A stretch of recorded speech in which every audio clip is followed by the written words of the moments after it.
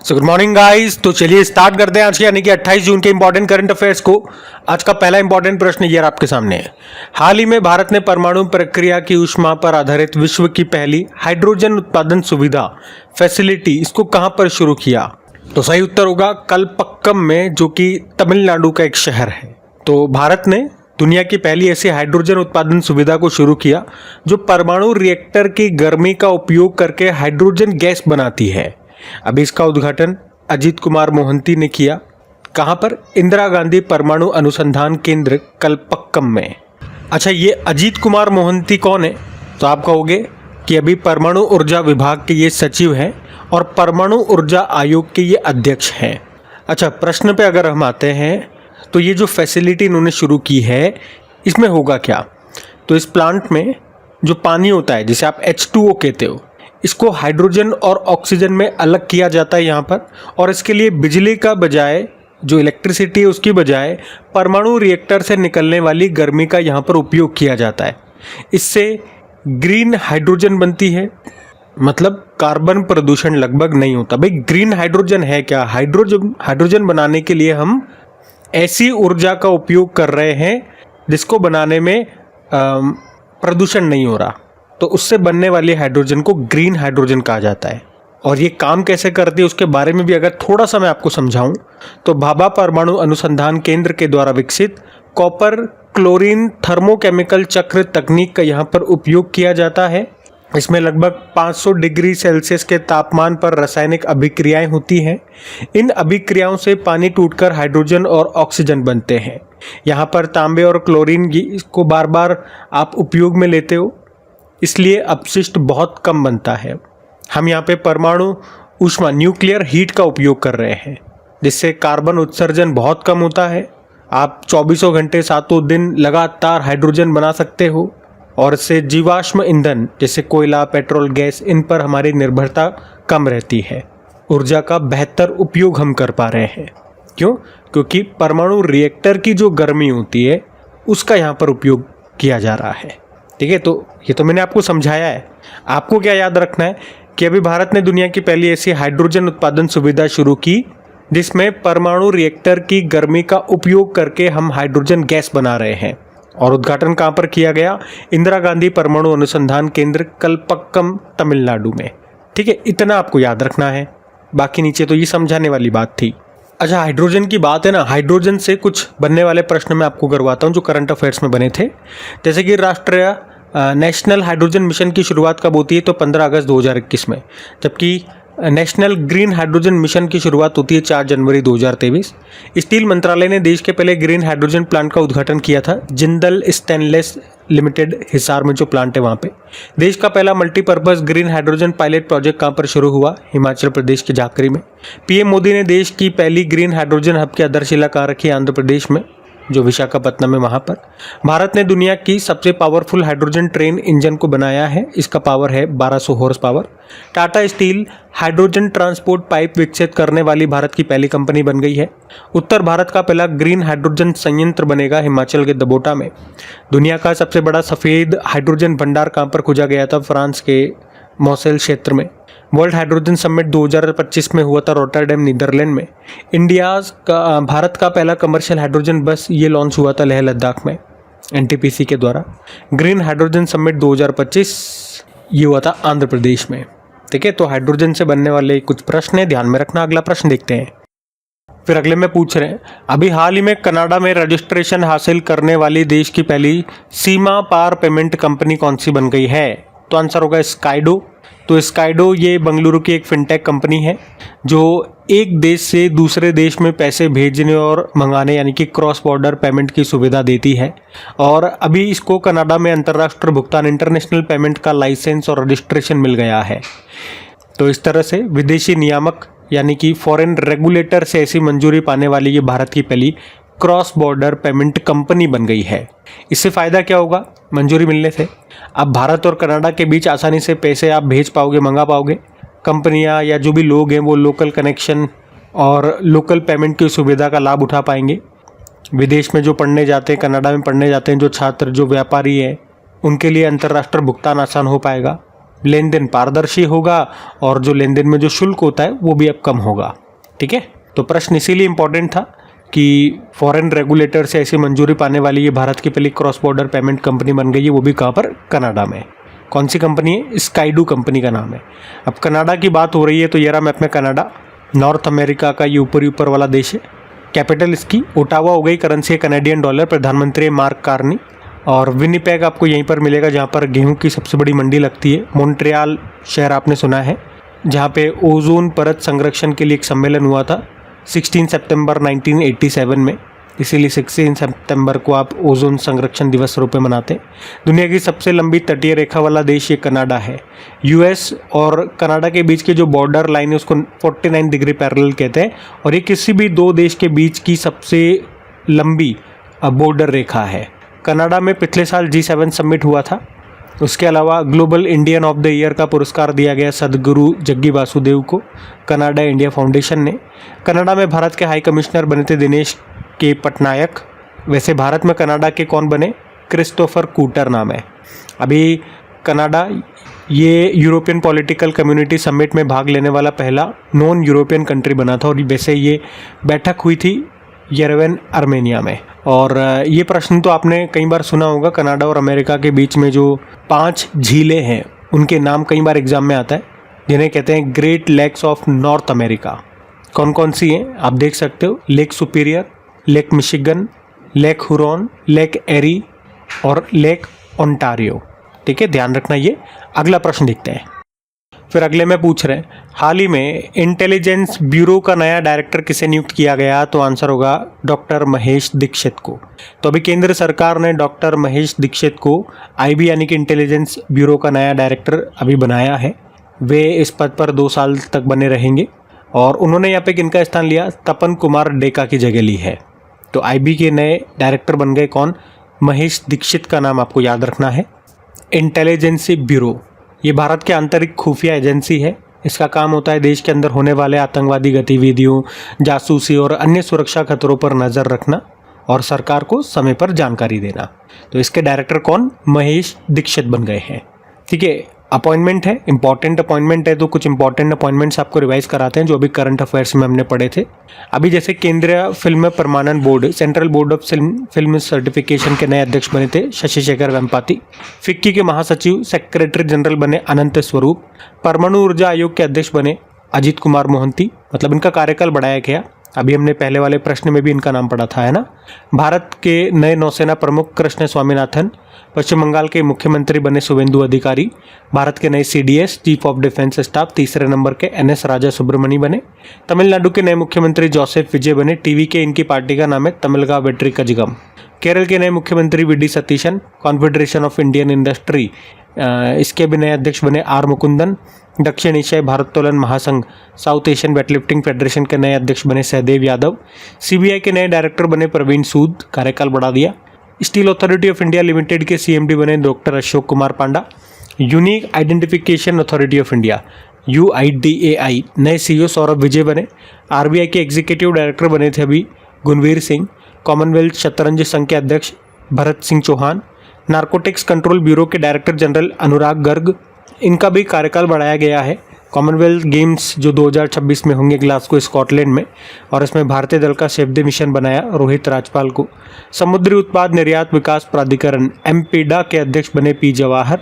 भारतीय नौसेना के 48वें वाइस चीफ बने अजय कोचर। कर्नाटक के मुख्यमंत्री DK शिव कुमार। DRDO के अध्यक्ष अभी नए बन गए, मतलब अतिरिक्त प्रभार एडिशनल चार्ज आ गया राजेश कुमार सिंह के पास। ये भारत के रक्षा सचिव हैं। CBSE के नए अध्यक्ष लोखंडे प्रशांत सीताराम बने हैं। ठीक है, तो सारे इंपॉर्टेंट अपॉइंटमेंट्स हैं, ध्यान में रखेंगे आप। अगला प्रश्न हम देखते हैं।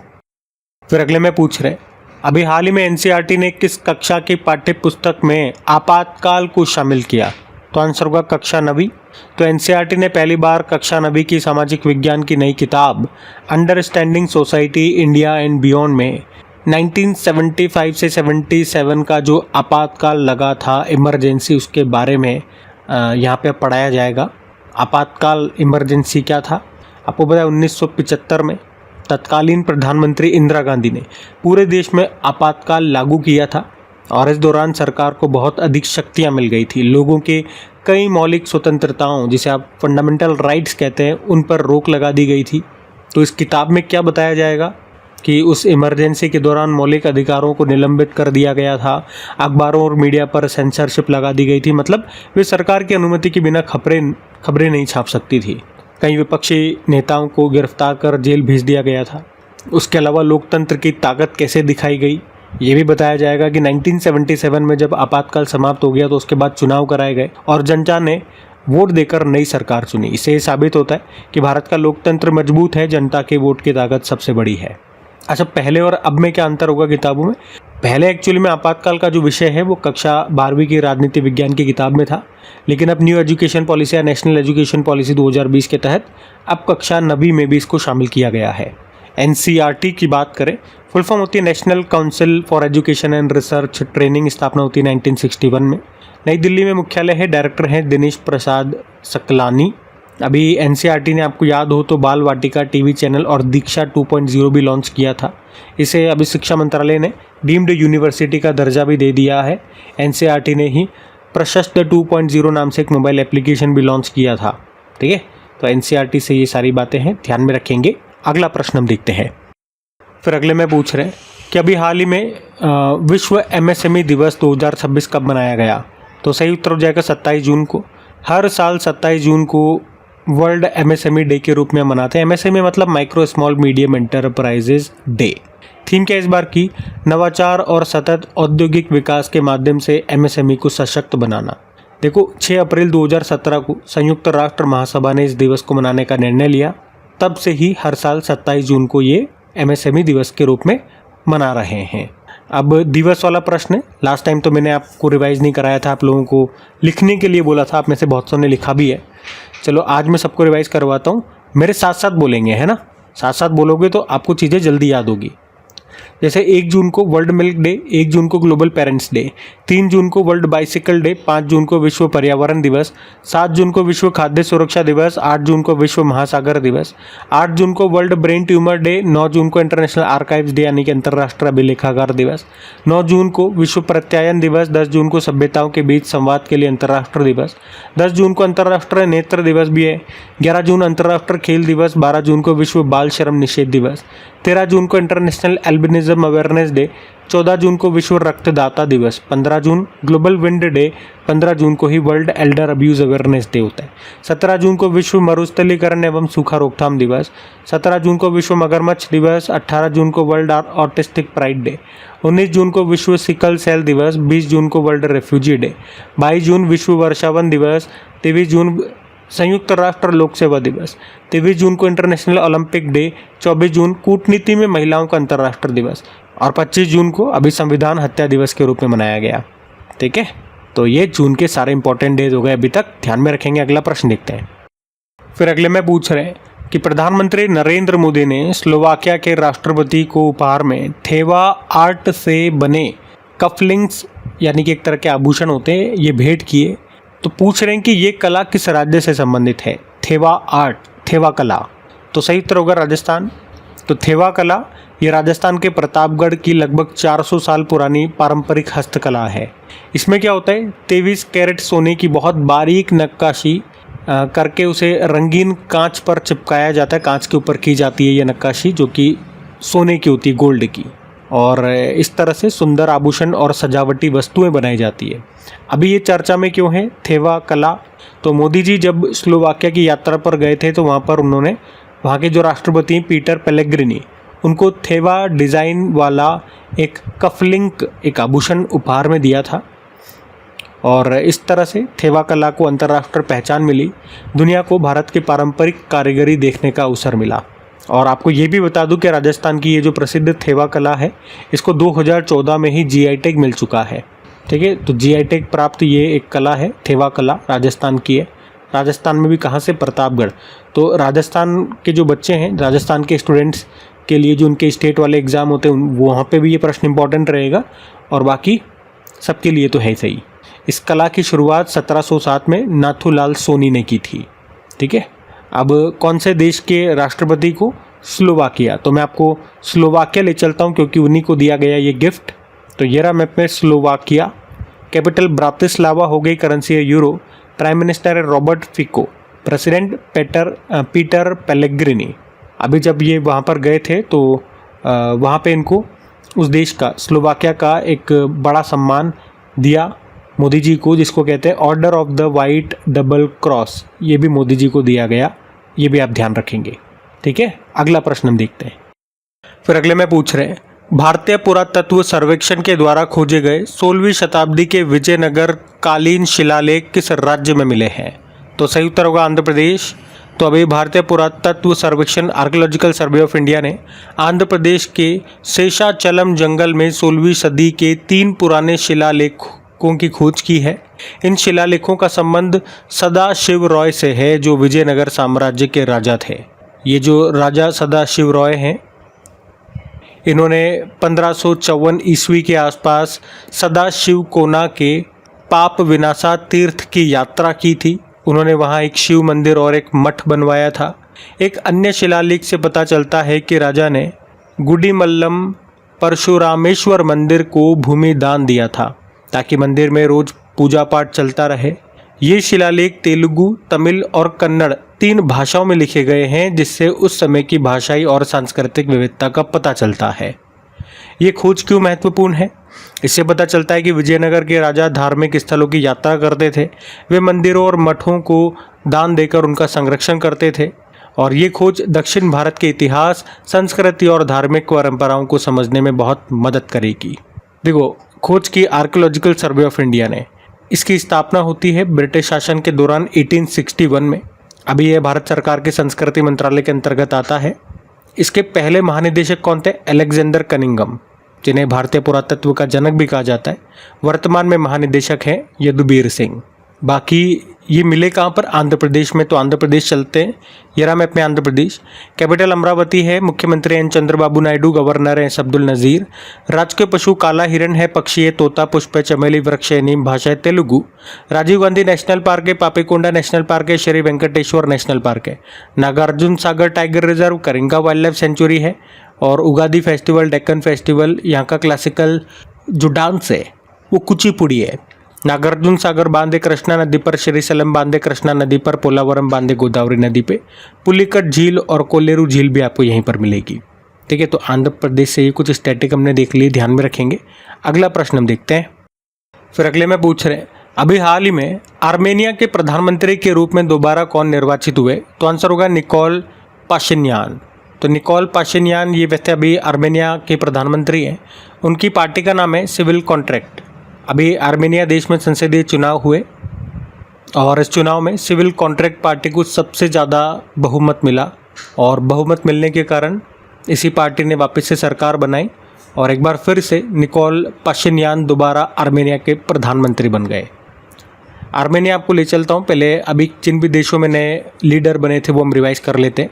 जैसे गिनी देश के राष्ट्रपति मामाडी डोम्बोया, नीदरलैंड के सबसे युवा प्रधानमंत्री रॉब जेटेन, बारबाडोस के प्रधानमंत्री मिया मोटली, ईरान के सर्वोच्च नेता चुना गया मोस्ताब खामेनेई को, बांग्लादेश के नए प्रधानमंत्री तारिक रहमान, नेपाल के सबसे युवा प्रधानमंत्री बालेंद्र शाह, म्यांमार के राष्ट्रपति मिन आंग ह्लाइंग, वियतनाम के नए राष्ट्रपति तो लाम, इराक का नया राष्ट्रपति चुना गया निज़ार मेदी को, हंगरी के प्रधानमंत्री पीटर मैग्यार, बुल्गारिया के नए प्रधानमंत्री रूमेन रादेव, कोस्टारिका की दूसरी महिला राष्ट्रपति लॉरा वर्जीनिया, युगांडा के राष्ट्रपति योवेरी मुसेवेनी, इराक के प्रधानमंत्री अली फली कादिम, सेनेगल के नए प्रधानमंत्री अहमदो अल अमीनोलो, स्लोवेनिया के नए प्रधानमंत्री जानेज जंसा, डेनमार्क की प्रधानमंत्री मेटे फ्रेडरिक्सन, साउथ कोरिया की दूसरी महिला प्रधानमंत्री हॉन सियांग सूक, और अभी इथोपिया के फिर से प्रधानमंत्री बने अबी अहमद अली। बाकी किस देश की बात चल रही है? आर्मेनिया। तो ये रहा में आर्मेनिया। कैपिटल येरेवन होती है, करेंसी है आर्मेनियन द्राम, प्रधानमंत्री निकोल पाशिन्यान। ठीक है, अगला प्रश्न देखते हैं। फिर अगले में पूछ रहे हैं, international shooting sports federation junior विश्व चैंपियनशिप 2026 में भारत ने टोटल कितने पदक जीते? तो टोटल यहाँ पे 25 मेडल भारत ने जीते हैं। बात करते हैं इसकी। International shooting sports federation junior world championship 2026, जो इस बार 5वां एडिशन हुआ, 16 से लेकर 26 जून तक हुआ। कहाँ पर? सुहेल, जर्मनी में। यहाँ पे भारत ने टोटल 25 मेडल जीते और उसके साथ ये मेडल टैली में टॉप पे रहा। और 25 में अगर आप देखोगे तो 7 गोल्ड है, 8 सिल्वर है, 10 ब्रोंज है। और इसी के साथ भारत लगातार दूसरी बार इस चैम्पियनशिप में टॉप पर रहा, क्योंकि पिछली बार ये चैम्पियनशिप जब हुई थी, चौथा संस्करण लीमा पेरू में, तब भी भारत 24 पदकों के साथ इसमें टॉप पर था। इसके अलावा यहाँ पे हम देखेंगे इस चैम्पियनशिप में अभिनव शॉ और शांभवी क्षीरसागर, इन्होंने 10 metre air rifle mixed team event में गोल्ड मेडल जीतकर एक जूनियर वर्ल्ड रिकॉर्ड बनाया। तो international shooting sports federation junior world championship की हम बात कर रहे हैं। इसकी शुरुआत हुई थी 2017 में। इसमें 21 वर्ष से कम आयु के, जिन्हें जूनियर कहा जाता है, तो वो निशानेबाज इसमें हिस्सा लेते हैं। इंटरनेशनल शूटिंग स्पोर्ट्स फेडरेशन, जिसकी स्थापना हुई थी 1907 में, म्यूनिक जर्मनी में मुख्यालय मिलेगा। प्रेसिडेंट हैं लुसियानो रोसी, जो कि इटली से हैं। अब खेलों से ही संबंधित कुछ प्रश्न आपको रिवाइज कराऊं। अभी हमने पढ़ा था एथलीटों के डीएनए की मैपिंग के लिए स्पोर्ट जीनोमिक्स प्रोग्राम गुजरात ने लॉन्च किया। डेनमार्क के जो स्टार बैडमिंटन प्लेयर हैं विक्टर एक्सेल्सन, उन्होंने संन्यास ले लिया। T20 में सबसे ज़्यादा 100 छक्के लगाने वाले खिलाड़ी बन गए वैभव सूर्यवंशी। उसके अलावा 2025-26 इंडियन सुपर लीग 12वां संस्करण हुआ था, उसको ईस्ट बंगाल फुटबॉल क्लब ने जीता। इंटर काशी को हरा के फुटबॉल का टूर्नामेंट है। वहीं IPL अभी जो हुआ था 19वां एडिशन, RCB ने जीतिया गुजरात टाइटंस को हरा के। और विश्व योगासन चैंपियनशिप पहली बार हुआ था अहमदाबाद में, जिसका मैस्कॉट है वीर द लायन। इसमें टॉप पे भारत रहा। 10वां ICC महिला T20 विश्व कप जो हुआ था, मतलब होगा, यह भी होगा जुलाई में, इंग्लैंड और वेल्स में होगा। और हमने पढ़ा था न्यूजीलैंड के बल्लेबाज केन विलियमसन, इन्होंने भी इंटरनेशनल क्रिकेट से संन्यास की घोषणा कर दी है। और ई स्पोर्ट्स वर्ल्ड कप पहला एडिशन इस साल होगा। पहले ये रियाद में होने वाला था, सऊदी अरब के रियाद में, लेकिन अभी इसको शिफ्ट कर दिया, पेरिस फ्रांस में अब ये होगा। ठीक है, इसके ग्लोबल एम्बेसडर क्रिस्टियानो रोनाल्डो हैं। ठीक है, तो ये ध्यान में रखना। अगला प्रश्न देखते हैं। फिर अगले में पूछ रहे हैं, अभी हाल ही में भारत के दौरे पर आई नीदरलैंड की महारानी का नाम क्या है? तो आंसर होगा महारानी मैक्सिमा। तो नीदरलैंड की महारानी मैक्सिमा ये अभी भारत आई है और वे ये यात्रा संयुक्त राष्ट्र महासचिव की वित्तीय स्वास्थ्य विशेष प्रतिनिधि के रूप में कर रही हैं। मतलब संयुक्त राष्ट्र महासचिव की वित्तीय स्वास्थ्य विशेष प्रतिनिधि भी हैं वो। तो उनका उद्देश्य क्या है इस यात्रा का? ये देखना कि भारत ने डिजिटल तकनीक की मदद से लोगों तक बैंकिंग और वित्तीय सेवाएं कैसे पहुंचाई है, ताकि दूसरे देश भी इससे सीख सकें। अभी प्रधानमंत्री नरेंद्र मोदी से उन्होंने मुलाकात की दिल्ली में, और दोनों के बीच में चर्चा हुई कि भैया UPI जो यूनिफाइड पेमेंट इंटरफेस है, आधार है, डिजिटल पब्लिक इंटरफेस हो गया, इसकी मदद से भारत में बैंकिंग सेवाएं सस्ती, आसान और सभी के लिए उपलब्ध हुई है। इसी के ऊपर चर्चा इन्होंने की और जानने की कोशिश की भैया ये सब है क्या, कैसे हो रहा है। अच्छा, ये आधार आप जानते हो, UPI आप जानते हो, जो फ़ोनपे वगैरह पे आप यूज़ करते हो, गूगल पे, फ़ोनपे पे जो आप पैसा ट्रांसफ़र करते हो UPI के माध्यम से होता है। लेकिन डिजिटल पब्लिक इंटरफेस क्या है? मतलब ये ऐसी डिजिटल व्यवस्था है जो लोगों को आसानी से सरकारी और वित्तीय सेवाएं उपलब्ध कराती है, जैसे आधार, UPI, जनधन योजना, ये सब इसी के अंदर आता है। ठीक है, तो अभी नीदरलैंड की महारानी ये सब जानने आई है, ये सब सीखने आई है। तो नाम है महारानी मैक्सिमा। मैक्सिमम से मैक्सिमम जानकारी है सीखने की कोशिश कर रही हैं, इसलिए इनका नाम मैक्सिमा है। नीदरलैंड ले चलते, नीदरलैंड की महारानी है तो ये रहा मैप में नीदरलैंड। कैपिटल एम्स्टर्डम है, करेंसी है यूरो। प्रधानमंत्री रॉब जेटेन नए बने थे। ये नीदरलैंड के सबसे युवा और पहले खुले तौर पर समलैंगिक प्रधानमंत्री बने थे। पिछले साल जो वर्ल्ड हाइड्रोजन समिट हुआ था रॉटरडैम नीदरलैंड में हुआ था, और पिछले साल नाटो समिट इसको भी होस्ट किया था नीदरलैंड ने, हैग नीदरलैंड में हुआ था। नीदरलैंड 2001 में समलैंगिक विवाह को कानूनी मान्यता देने वाला दुनिया का पहला देश भी बना था। और एक और प्रश्न याद रखना, कौन सा देश ट्यूलिप फूलों के उत्पादन और निर्यात में दुनिया में टॉप पर है? तो आंसर होगा नीदरलैंड। अभी भारत और नीदरलैंड ये मिलकर गुजरात की कल्पसर परियोजना को जल्दी पूरा करने के लिए भी इन्होंने आपस में समझौता भी किया था। ठीक है, तो इन सब कारण से नीदरलैंड आपका न्यूज़ में है। बाकी ये थी आज के हमारे करंट अफेयर्स की क्लास। कमेंट करके ज़रूर बताइएगा सेशन आपको कैसा लगा। अच्छा लगे तो प्लीज़ इसे अपने दोस्तों के साथ में स्टडी ग्रुप में एक बार शेयर ज़रूर कीजिएगा। वीडियो को आपने लाइक नहीं करा तो लाइक कर देना, और इसकी PDF और जो क्विज़ है वो आपको मिल जाएगी अपने क्रैक एग्ज़ाम एप्लीकेशन पे, जहाँ पे आप प्रैक्टिस कर सकते हैं क्विज़ लगा के। क्रैक एग्ज़ाम एप्लीकेशन का लिंक नीचे डिस्क्रिप्शन बॉक्स में गिवन है। बाकी चलो अभी हम कल के करंट अफेयर्स का क्विक रिविजन कर लेते हैं और सेशन एंड करते हैं। तो कल पहला प्रश्न पूछा था अभी ऑपरेशन अमिस्ताद किस देश में आए भूकंप के बाद भारत के द्वारा शुरू किया गया एक राहत अभियान है, तो आंसर होगा वेनेजुएला। फिर पूछा था कि टॉप 500 लिस्ट में दुनिया के सबसे तेज सुपर कंप्यूटर का खिताब हासिल किया है लाइन शाइन ने, जो कि चाइना का सुपर कंप्यूटर है। महर्षि सुश्रुत की 90 किलोग्राम कांस्य की प्रतिमा का अनावरण किया गया अभी स्कॉटलैंड में। फिर पूछा एयर सुविधा 2.0 ऑनलाइन पोर्टल को अभी लॉन्च किया नागरिक उड्डयन मंत्रालय ने। मुख्यमंत्री कन्या सुमंगला योजना को शुरू किया उत्तर प्रदेश ने। फिर पूछा अभी एक बुक आई है संस्कृति रत्न भंडार भवायार इतिवृत्तो, ये बुक मुख्य रूप से किस लोक संगीत पर आधारित है, भवैया। और 24 जून को अंतर्राष्ट्रीय बिग कैट अलायंस में भी 27वां सदस्य देश बन गया बांग्लादेश। और इथोपिया के प्रधानमंत्री के रूप में फिर से निर्वाचित हुए कौन, अभी अहमद अली। फिर पूछा मेटा ने व्हाट्सएप का नया ग्लोबल हेड बना दिया है किसको, कुणाल शाह को। हुरुन इंडिया 500 रिपोर्ट 2026 में टॉप पे कौन सी कंपनी है, तो आंसर होगा रिलायंस इंडस्ट्रीज। बाकी चलो कल का भी होमवर्क प्रश्न देखते हैं और सेशन एंड करते हैं। तो यूरो मुद्रा को अपनाने वाला 21वां अभी देश कौन सा बन गया है, तो आंसर हो जाएगा बुल्गारिया। आप सभी ने प्रश्न का बिल्कुल सही उत्तर दिया। अब ये आज का आपका होमवर्क प्रश्न।